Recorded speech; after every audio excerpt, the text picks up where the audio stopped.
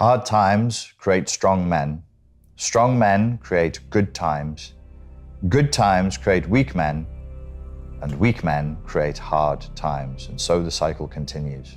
Is this true? I believe it's true. I believe that the phases that we go through, the cycles that we go through, probably follow something like this. If it's not been absolutely true throughout history, then this little cute aphorism is true enough for this moment we're in now, where the hard men that went before us have created good times. They've created opulence, they've created excess, they've created luxury and the capacity for consumer capitalism to flourish. And this absolutely has made for weak men and weak women and weak people. Human beings were evolved for massive, massive hardship. We don't have strong teeth, we don't have a strong bite, we don't have big claws, we don't have armor. Our superpower is flexibility, plasticity, and adaptability. But we are, it seems ironic to say, struggling to adapt to excess and choice and options and wealth. And all these things seem to be doing is making us very, very soft. The softness manifests in strange ways. So when you think of mental health issues, you're probably not thinking of ideology and politics and economics. You're probably thinking, in the way that we've been trained to think, oh, childhood trauma, or this individual has a genetic predisposition to anxiety or to obsessive compulsive tendencies or towards narcissism or whatever it is.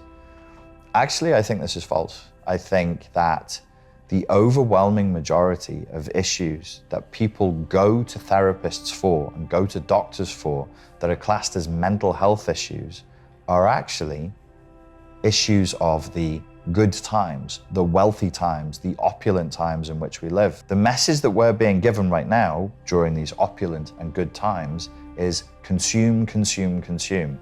Enjoy, enjoy, enjoy. And you think, well, that sounds great.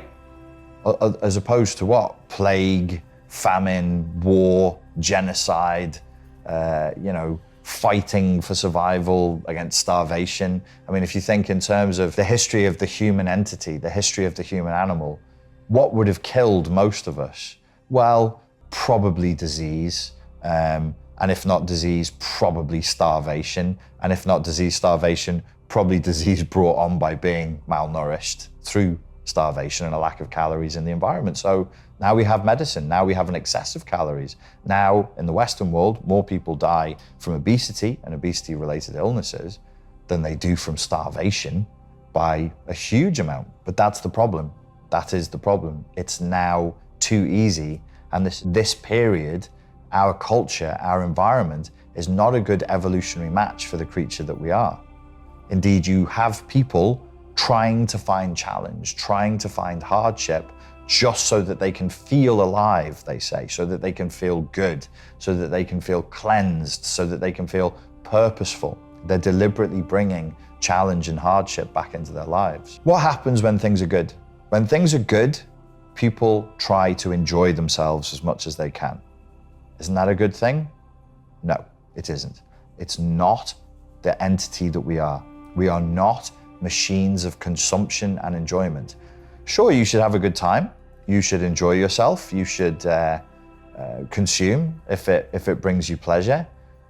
But we must do this wisely. We need to have the wisdom to know that there's an upper limit to how much pleasure we can endure before that pleasure ceases to be pleasure and becomes pain, becomes a kind of deadening, apathy-inducing, depression-inducing, anxiety-inducing deadness of the self. You need hardship, you need struggle. I think the times that we're living through now are absolutely producing very soft men, very, very soft women, hypersensitive, living inside of increasingly smaller worlds. There's a sort of a pettiness, an ennui brought on by the petit. There's two bits of French there, boredom and smallness. Pettiness, petit, it's small. Your world becomes smaller and smaller. The reality tunnel gets tighter and tighter. The echo chamber that you're in becomes more and more constricted. And one's tolerance, even as we're all talking about, oh, tolerance is wonderful and tolerance is a major cultural value of the time. but we are very, very intolerant. We don't have any tolerance. We don't have a tolerance for pain. We don't have a tolerance for discomfort. We damn sure don't have a tolerance to hear what somebody else is saying if it doesn't absolutely match with our values. What happens? Well, in this culture, we start screeching that we've become triggered.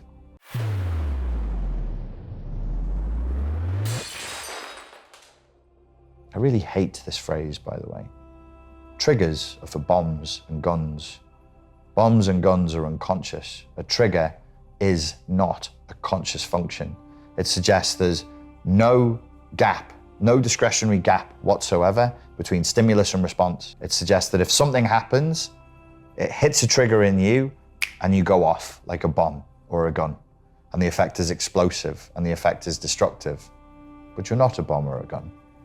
And there is no such thing as an absence of a discretionary gap between a stimulus and a response.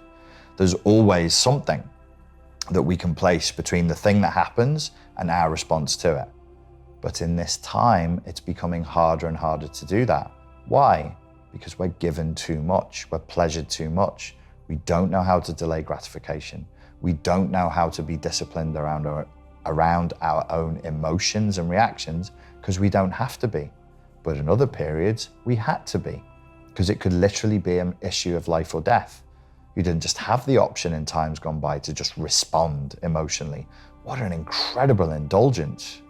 How wealthy and how affluent with time and with pleasure does a culture have to be for masses of people, probably the majority of people, to be able to just enjoy being completely responsive with no impulse control whatsoever. Yes, good times create soft men and soft women and soft people, easily manipulated, easily ideologically infected, and not easily motivated to think and to reason and to debate and to take action in their own best interests. The sense of self becomes very, very weak. The desire for pleasure becomes dilated. Our impulse control goes down. And of course, our entitlement goes up. Entitlement goes up, we suffer more. When entitlement goes up, gratitude goes down, and we suffer terribly. Yes, good times definitely create weak men. Ladies and gentlemen, thank you for your time and your attention, and I look forward to speaking to you again very soon.